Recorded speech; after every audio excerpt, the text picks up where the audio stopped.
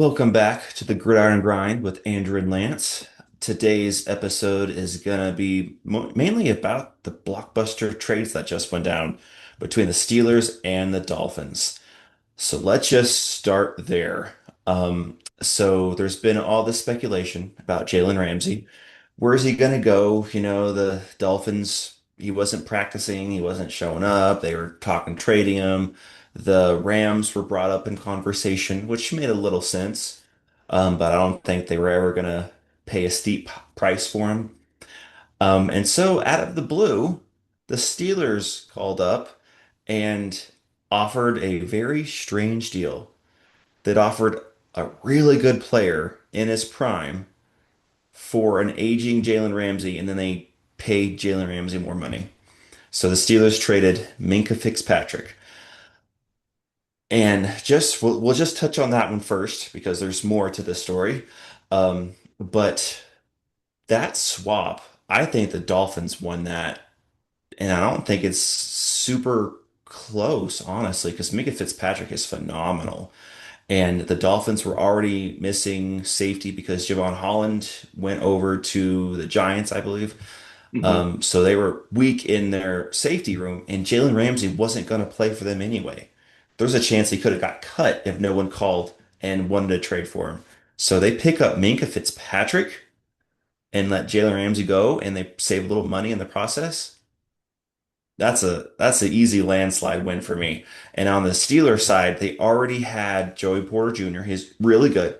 He's not Jalen Ramsey talent, but he's still really good and he's young. And they picked up Darius Slay, who, as you know, as an Eagles fan, he's still got a little bit left in the tank. He's not the same player that he used to be, but he's got a little bit left. So now they have a crowded top three corner room, and not all three are going to play at the same time on every snap. There's going to be times when only two corners are on the field. So who do you leave off? Darius Slay? Maybe because he's a little older and you want to limit his snaps? I don't know. I don't know. I think for that particular trade, I think the Dolphins got better. I think the Steelers got a little worse. Well, and I just wanted to look it up, Andrew. Darius Slay's getting paid $10 million by the Steelers. So That that's startable money right there. you That's didn't not. pay him to be a backup. And it's Mhm. fully guaranteed. I actually missed that part. Um, so I feel like that this type of move just has Aaron Rodgers influence to me. Like where it's like obsessing over like Randall Cobb or um Lazard, like those type of players where you get fixated on somebody. I know that people have talked about the Jonnu Smith connection to Arthur Smith, and it's true. Jonnu Smith had a Mhm. really good season um, with Arthur Smith. Yeah, yeah, I What played was Kyle that? Pitts. I mean, but like, so this is what we're saying when he said when we say he's outplayed him. He got 582 yards that year, which is a decent amount for a tight end, but it's also just 582 yards. Now, last year he got 884 yards and 8 touchdowns. hmm That is, if that's what you're signing up for, I hmm get it. I just, I struggle to see how this is going to work out because you have, um, you already have a starter there, and then you've already got Darnell Washington there. And so, how are you going to get all of these players on the field at tight end? I know I people are talking think about, I think Washington got hurt, didn't he? well, I've heard that the injury is not as serious as people Okay. thought it was. Okay. So, to be determined, I think is kind of the best way to look at it right now. But um, it, I just feel like the Steelers are treating the tight end room like, oh, we can do the same thing that other teams do with wide receivers, but just with tight ends. We'll put Firemouth out there, we'll put Jonnu Smith out there, we'll put Darren Washington out hmm there, and that sounds really tough. It just sounds like a lot tougher in practice. I made the joke to you, and I think it's kind of true. But the Steelers kind of feel like the watered down version of the Ravens right now. Like I feel like that's what they're trying to go for. Because the Ravens have a pretty good tight end room right now, but Hmm. like, after the first 4 weeks, I really don't know how impactful Isaiah Likely was. Like there was a pretty steep drop off in terms of the level of plays he was making. And so I think that's a realistic, like he got 477 yards last year, 6 touchdowns. And that was like a ceiling year. Like that was like a great year. Hmm. But you need more. Because like, yeah, against the Kansas City Chiefs, he was amazing. He got 111 yards. His next best performance was 47 yards. And then after that, the next best performance was against the Steelers, 75 yards. And that was the last time he got anywhere close to at or above 50 yards last season with the Ravens. And again, it's not the same team, not the same way, but like that to me is a realistic, like what you can really hope for is maybe 100, 500 yards. So, but you've already got Freiermuth. And then now, how are you going to get Darnell Washington involved?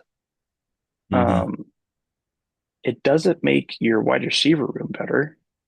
Hmm.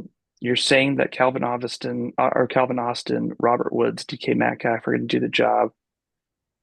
I don't know what Robert Woods has left in the tank. He got Yeah. 200. He had 203 yards last year. That is not good. Um, and the year before that, he had 426 yards. I think that here's the biggest indicator. In 2022, with the Titans, he had 9.9 yards a reception. He had 10.6 in 2023, 10.1 in 2024. That's not eye popping for a receiver.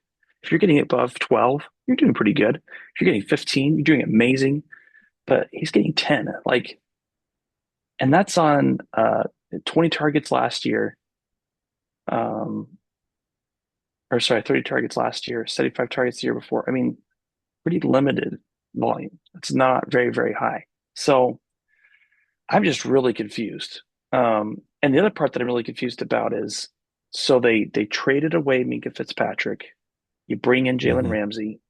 You give him I think it was like a 3.1, 3.2 million pay raise. Something like that. And the Dolphins only take up $3 million dollars of the entire trade.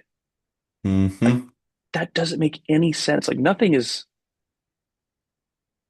penciling out to me. Um, I mean, the Jonnu Smith portion, trading for Jonnu Smith and then sending back a fifth and getting a seventh, it's not terrible.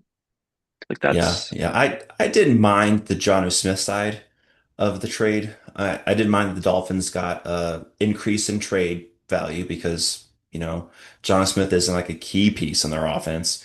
And then for the Steelers to get another good pass catcher who honestly, if you just laid out the roster, he's probably their third option if we're being honest. It's yeah. Metcalf, then Freiermuth, then Smith. Or you could have an argument because of the Arthur Smith connection. John might be the number one tight end. I wouldn't go there, but I would hear the argument because of that connection. But he's at least, or at the very least, he's their third option because it's not going to be a Robert Woods. You just lay that out. Calvin Austin has some skill, some potential, but he hasn't shown to be a two yet. He's a decent three. He's a decent slot guy. So when they go three wide, not bad. But he's not going to be their second option at receiver. It's going to be Robert Woods right now, and you just laid out why that's not exciting. Um, but if they go two tight end set a lot of the times, which they probably will, just because they're personnel, and they try to pound the ball down teams' throats with Marion Hampton with Jalen Warren. Well, actually, Jalen Warren might be their third receiving option, and Johnny Smith might be number four. But if that's the route they're going, I can kind of see it. Limit Aaron Rodgers throwing the ball 40 times a game, maybe more along the lines of 30, and then running the ball like 30 something times a game, split between Jalen Warren and Marion Hampton. Not Marion Hampton, excuse me. Caleb Johnson. Hampton's with the Chargers, excuse me. But Hmm. Caleb Johnson. Um, I could see that and then playing good defense, or at least attempting to. Maybe that's their logic. I don't know if it's going to work very well because I don't think they have the adequate pieces for that style to have really good success. But at the same time, saying that, that's probably their only chance is to play two tight end, two wide receivers, run the ball, be physical, and have Rodgers throw maybe 25, 30 times a game. It's probably what they're leaning toward. And Jonnu Smith will be helpful in that scenario with maybe some Darnell Washington mixed in if he does get healthy and there's no issues there. So the Jonnu Smith side, I was like, okay, it's not terrible. But the Minka Fitzpatrick for Jalen Ramsey trade, I thought, wow, why? Minka Fitzpatrick is so much more talented as of right now, more impactful than Jalen Ramsey. If this was two, three Well, years ago, okay. But yeah, I just don't get that part. well, the part that was funny is so a Steelers radio show host, I can't remember his name. He went on the Rich Eisen podcast or the Rich Eisen show, and Hmm. I just wanted to see if I can find what his name is. I can't remember it.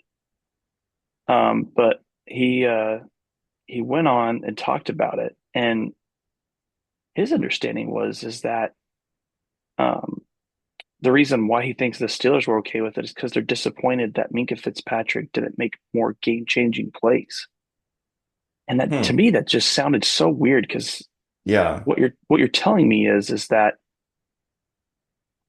you'd rather get rid of, let's say Minka is a borderline A minus B plus player that is in that category because the fact that he's not making interceptions or game changing fumbles. And instead, you're bringing in someone that's now older Hmm. and only got two interceptions last year and three interceptions the year before. So we're not talking about he's like this crazy ball hawk that is amazing at Yeah. finding where the ball is and getting Hmm. turnovers. So it's like you value and actually got one interception last year. So okay, it's a net gain of one. We can hope for one interception more next year. Like that's really going to be the difference between you winning and losing.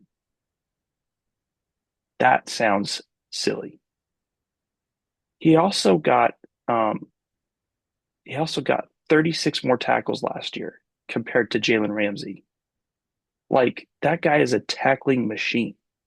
He is. Um He's physical. I don't understand it. I know there are people that tell me that Minka is overrated, but it's like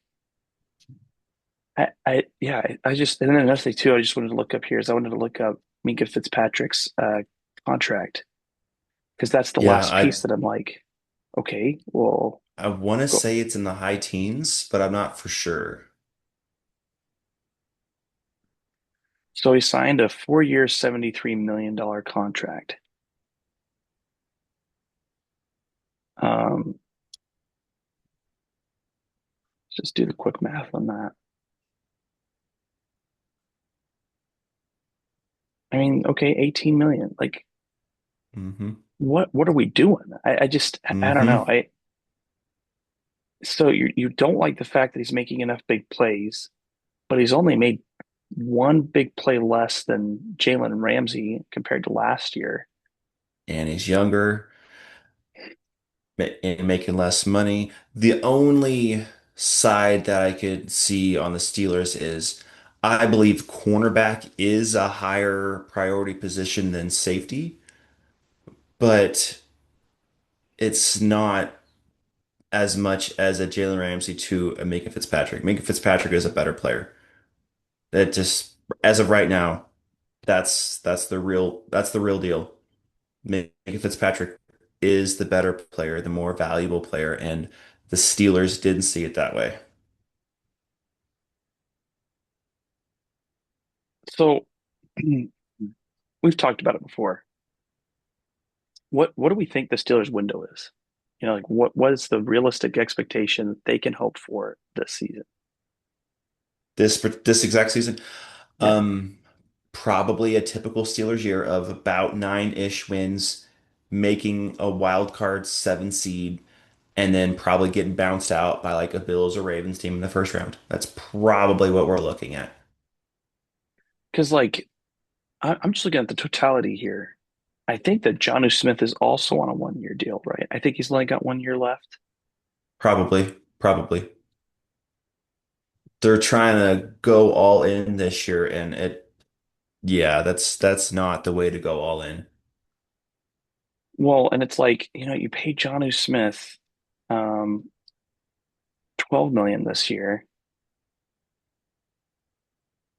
and then Pat Fryermuth got paid 48 million. So he's at the same number basically. So Hmm. it's just crazy, man. You're tying up $24 million into the tight end position. And I neither just, one of those tight ends are like superstars. They're both good players. yeah, They're not scrubs, but they're not superstars. They're not game-changing players. I'm trying to think about, are they going to live in 12 personnel this year? 13 personnel? That's the way that their team is constructed, and that's the only thing that makes sense is running the ball a lot, being physical, like you said, 12 personnel, sometimes 13 personnel in the red zone, just trying to run the ball, which that's what Arthur Smith likes to do anyway. So this kind of does have Arthur Smith written all over it, this construction of their offense. I'm telling you, Andrew, I don't understand why they kept him at on the team. Yep. Yep. Just the longer this goes, I don't see the vision. I don't see what he is bringing. That would be awesome. This is a random thought, but I think it'd be cool. Um, Offensive coordinators and defensive coordinators should have stats travel with them. Like you should be able to Yeah. look up and see here's the total offense. Like here's the total amount of yards that they got in offense. Here's the amount of Yep. touchdowns that Here's were scored, the rank in the NFL. We were fourth best offense under me, something like that. and break it down. Like that would be helpful. Hmm. Because I don't see it, man. I'm not seeing the vision here. I am not seeing what the Steelers. I just don't see what they're planning on doing. Uh, Struggling with it. I just the more and more we dig into this, the tougher it is, man. Hmm. You lost George Pickens. Um, Yep. just what a crazy situation. Just yeah, they only scored 22 points per game last year. So low. Hmm. Um, Hmm. I mean, an opponent's average 20 points, so that's just your defense right there that's keeping you in the game. Um, yeah,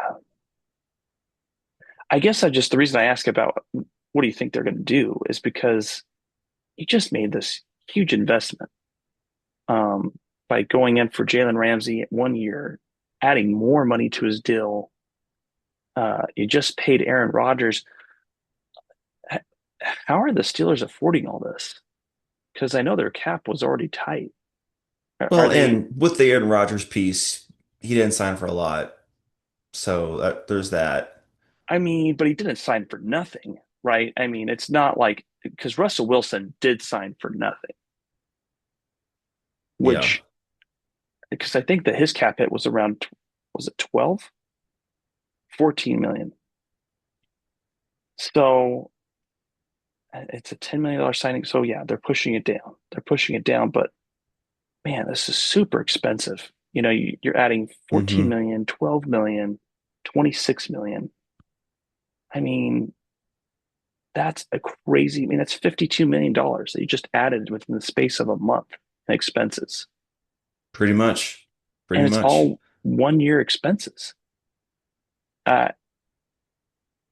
Considering how much we saw it didn't work out with the Jets last year, I'm just floored by these moves, man. I'm floored. I Yep. don't, it's not adding up. Because, like, They want to continue in mediocrity, not sucking, but not being great. They want to continue the 8-9 win streak. do you think that this is Tomlin's last year? Do you think if they don't do well, do you think they That's a finally good leave? question. It's possible.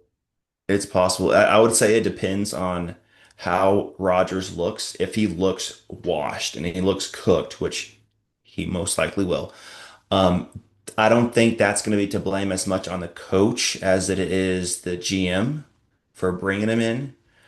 But if Aaron Rodgers shows signs that he is trying to win games and they're trying to be competitive, but they're just not making it, just not cutting the slack, then I could see the blame going to Tomlin. So there's a chance. There's a chance. But with them signing Aaron Rodgers and him being as old as he is, if he looks like he can't do it, then that's not really Tomlin's fault, so to speak. So he might get another shot. But yeah, I hear what you're saying, and he is definitely on the hot seat. I'm just thinking through my head, and at what point do you finally say that this is on him? Yeah. I mean, how many bad offensive coordinators will Yeah. Tomlin be allowed to work through? Because, for the past, I'd say 3 years, the story has been, maybe even 4 years, it's been that the offensive coordinator is not good enough, that we're just Hmm. not getting the value out of the offense. And okay, you switched it up. You ran it back with Arthur Smith. Um, I just, it's tough for me, man. I know we disagree on the running back room. I think it's crazy to think that you can plan on Caleb Johnson taking off and being a reliable running back.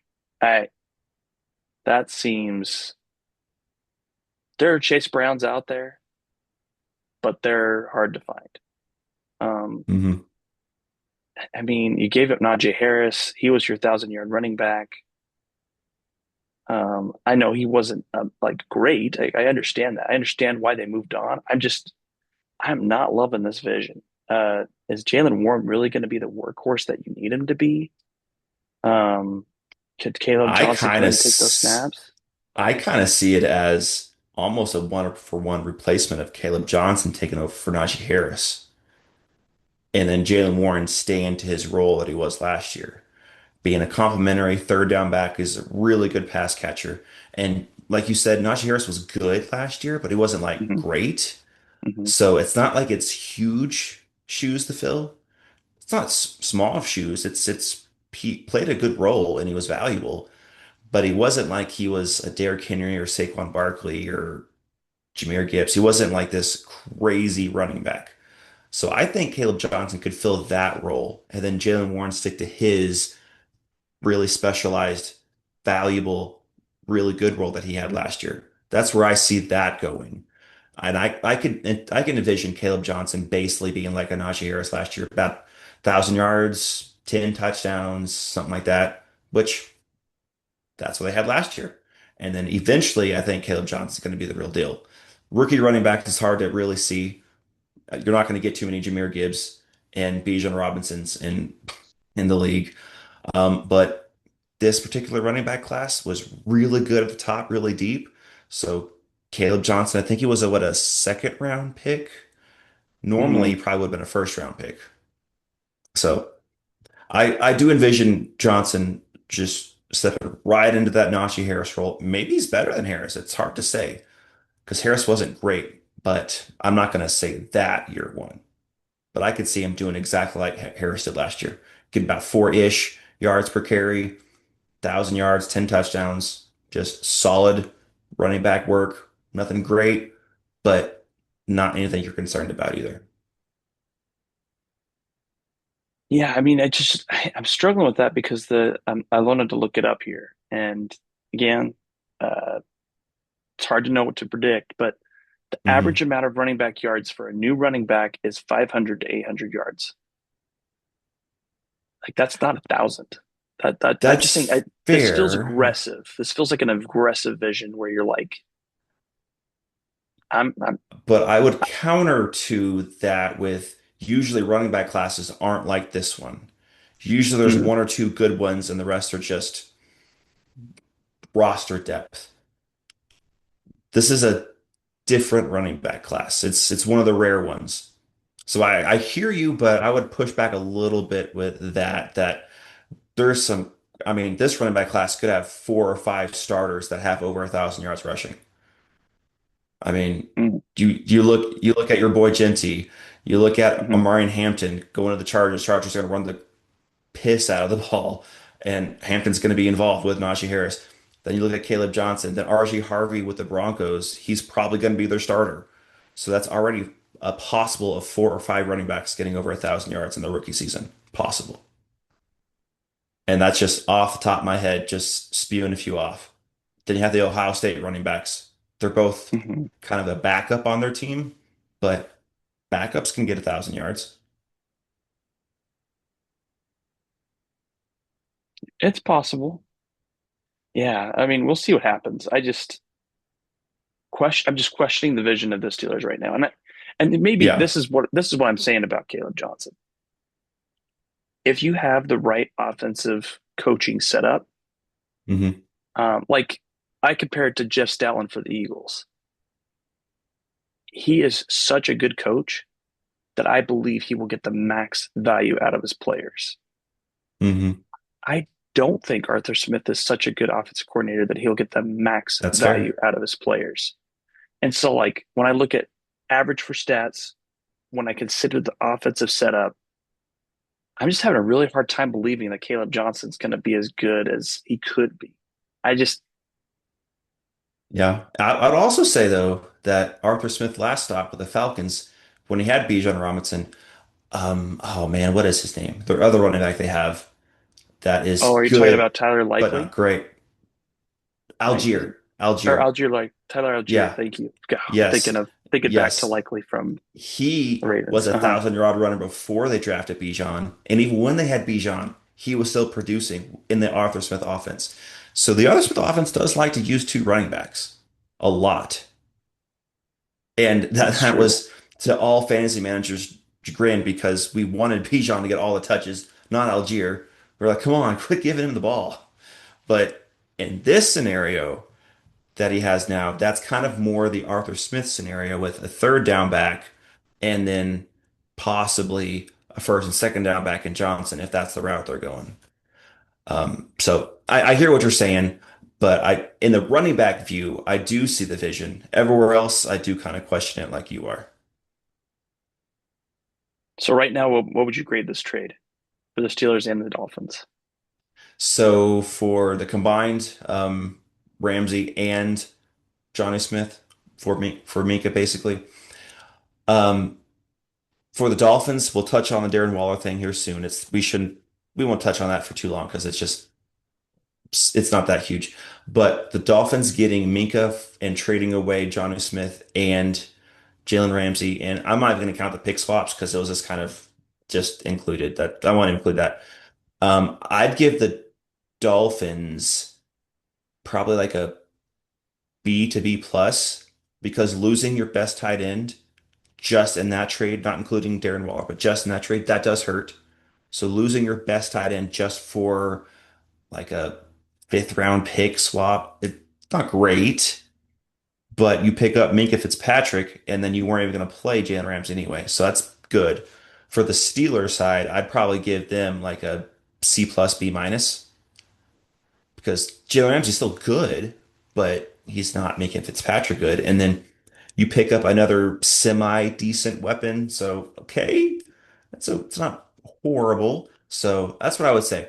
B to B plus for the Steelers or for the Dolphins, C plus to B minus in that range for the Steelers. Sorry about that. Yeah, I could see that. It's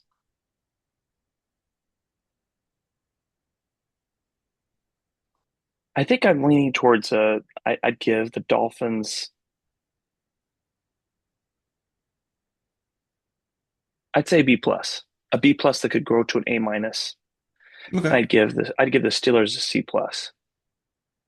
Um I mean, you got all of Jalen Ramsey's salary figure off of your roster, Mm-hmm. which Mm-hmm. that's a big deal. In fact, I That don't think that that's people are big. looking at that aspect enough. Um, I think also, if I remember right, the Steelers are taking all of Jonnu Smith's contract. That's also a big deal. Probably, yeah. So, you're talking about what, $25 million of cap space that you just wiped off your books. Hmm. Um, that's pretty good. So just from that alone, um, I think Minka Fitzpatrick brings a lot of value to the Dolphins. Now, Yeah. the hard part that's hard for this Dolphins side that's difficult to evaluate this trade. I'm not a believer in Mike McDaniel. Um, Hmm. I think there's enough sample size to be able to realize this guy's not a head coach. Um, it's been interesting this past week listening to some of the dialogue about it, but he has been characterized as a people pleaser, player pleaser a lot this offseason. And Hmm. um, did you hear about the former Dolphins player that went to the Eagles? Mm-mm. Let me see if I can find it. It was just really funny. Um, the way he characterized it. I mean, hard part too is I don't know how much is accurate. I don't want a video. I just want the quote.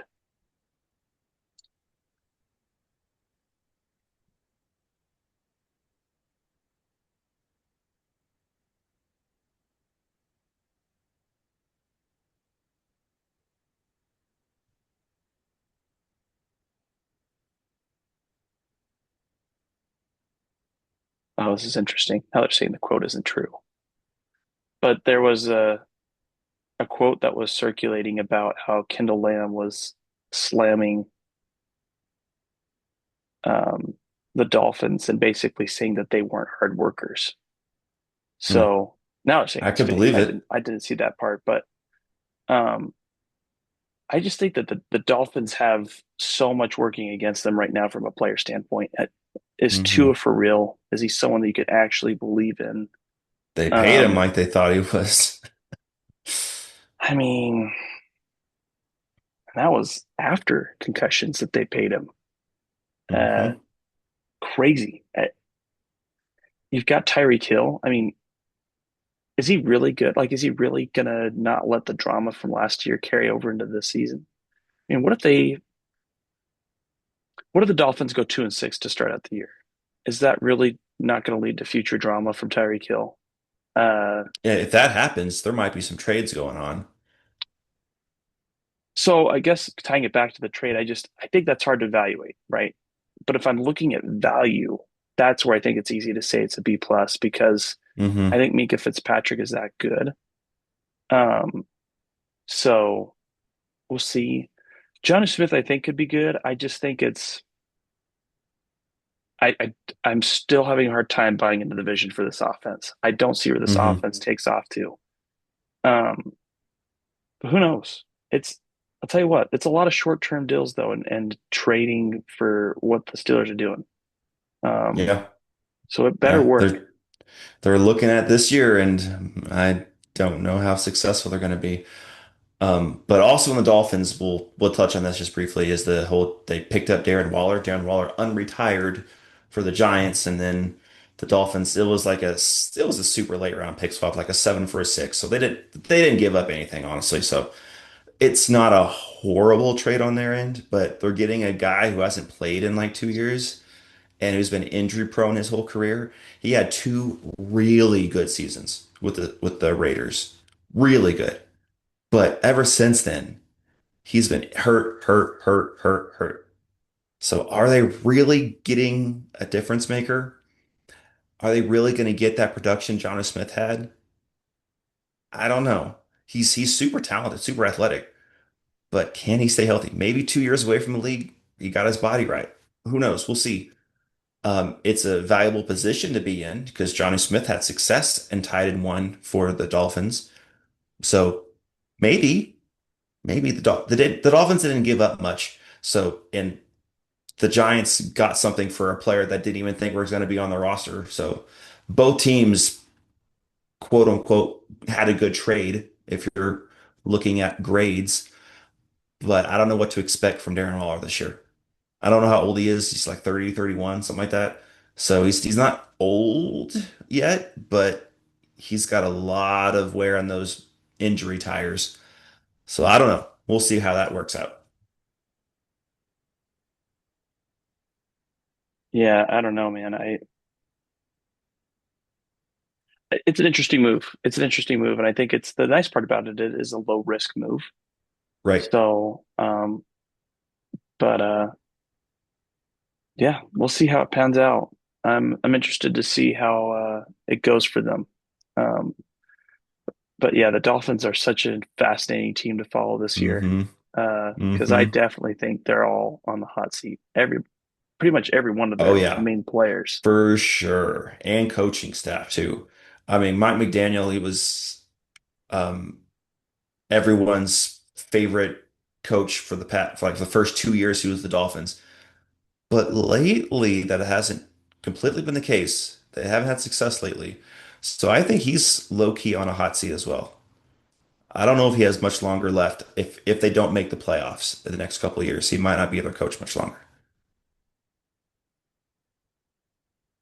Yeah, uh, it's gonna be an interesting year. Um, Hmm. no idea what to think. Um, I told you this, but eventually we should do a breakdown of like our sleeper teams, who we think the Oh, teams are for sure. sleeping on.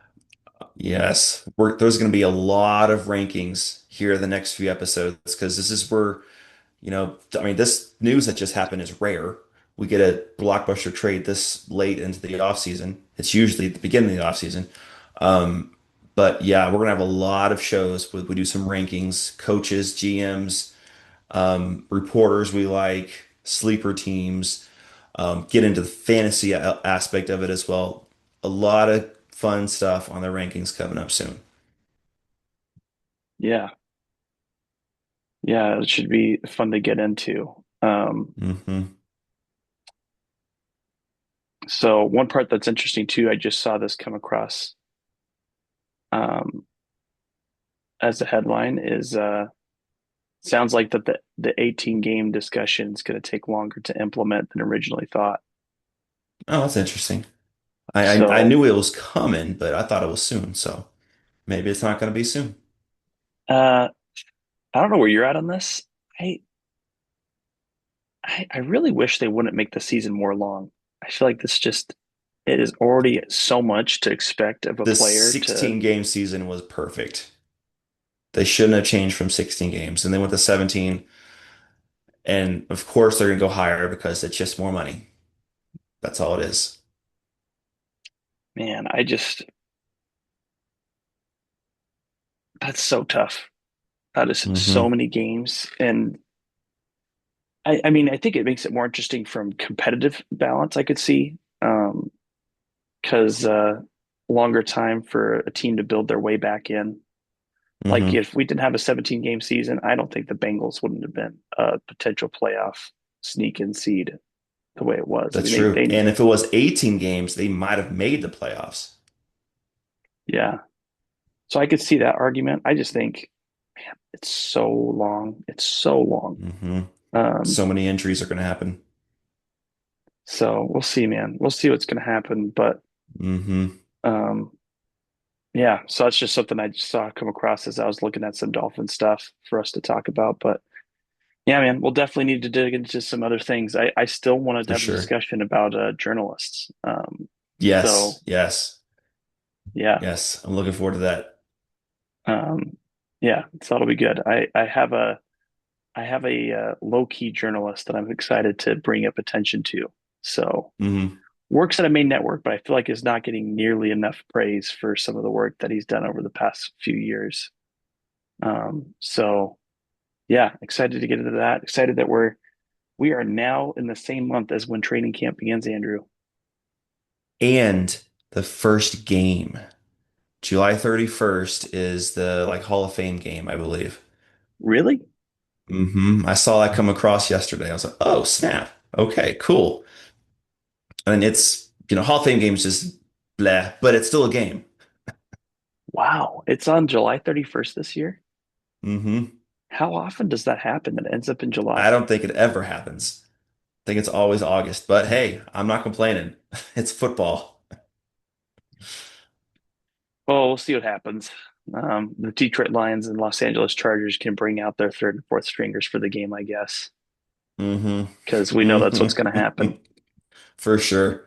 The guys that probably aren't going to be on any team are going to be playing that game. Yeah, yeah. Oh, you know what? I've got one other question for you. This came up the other day. Just speaking of Hall of Fame, is Tyreek Hill a Hall of Famer right now in your eyes? He has a Super Bowl. He has a lot of stats. I would say probably eventually. Not first ballot, but after waiting a few years, probably. Yeah, I'm so interested to see what's going to happen because he's got two 1,700 yard seasons. Yeah. That is insane. Crazy good stats. 82 touchdowns, over 11,000 yards total, almost 800 catches. hmm I'm Maybe I'm he is a first curious, ballot. is he is it possible that depending on how things end up with the Dolphins, is it possible that he ends up in a Terrell Owens type category? I'm not saying it's the same thing. I'm just hmm curious if he gets that type of treatment. But man, he's such a good player. Yep. Even still, I mean, 959 yards is still pretty good for a wide receiver, and they were such a they were such a train wreck of a franchise They last year. were. They were. Uh, so yeah, that's going to be interesting. I saw someone was hmm doing that during the summer. Was they're trying to figure out who's the borderline Hall of Famers right now in the NFL, like who could still work their way up, who could work their way down. So, um, yeah, man, crazy time. I can't wait for football to be fully back. I love Yes. training camp. hmm I don't know about you, but I love training camp more than I love preseason. Yes. Um, I agree. I agree. so yeah, we got to make sure to give all the ins and outs of what's happening in our team's training camps. So Mhm. because that's what everyone comes for, Andrew. They come for the Vikings Eagles news. They don't come for anything else. Of course. Of course. That's all it is. That's all it is. We That's just why come for our other color stuff because we're coding is the trying way to it be is. exactly. Mm-hmm. Yeah. Mm-hmm. So yeah, I mean it's going to be good, and then I'm sure we're going to get all the JJ McCarthy hype from you. Oh yeah. Oh yeah. It's coming. Do you know did any Vikings reporters do like a breakdown of stats of their quarterbacks each day? Oh yeah, oh yeah. I have a show I watch where um an a report like an ex-reporter, he used to be the star reporter of one of the main journals over there, gets to still go to the practices, and he comes on the show and just breaks everything down with some camp notes. Because there's a reporter Yeah. for the Eagles that he ranks Jalen Hurts every day. He lists hmm all the stats, how many completions he made, touchdowns, hmm interceptions. So if someone does that for McCarthy, I'd be interested to get an Oh update yeah. every day on how that goes. So Oh yeah. And if you're calling Coward, you pay attention too because apparently he is so focused in that he threw two or three straight interceptions in a game. Well, in three straight practices in OTAs. He threw like one interception each game. So three straight interceptions. Red alert. This guy sucks. That's what Colin Cowherd was basically saying. When now those he was practices are meant to try to thread the needle and see what you can do, that's neither here nor there. But yeah, Colin Cowherd hates JJ McCarthy.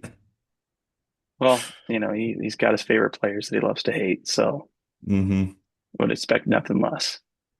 So Yeah. Well, that's all I got. yeah, that's it for me, man. Just hope you enjoy your fourth. Hope all of our listeners enjoy their Fourth of Yes. July. Yes. Hopefully, get the chance to spend some time with your family and hmm uh, enjoy the best part of July. Because after this, well, I mean, I guess your training camp, but I don't know hmm about you, Andrew, but those 3 weeks between Fourth of July and training camp, they might be the Yeah. worst 3 weeks of the year for me. I'm not a Yeah. hot weather guy. I feel like it's an eternity between those 3 weeks. hmm So I like to hit the fast forward button after that, but hoping everyone enjoys their weeks with their families. Yes. Yes, I agree. And be sure to like, subscribe, share, comment, all that fun stuff. And we will see you guys next time. See everybody.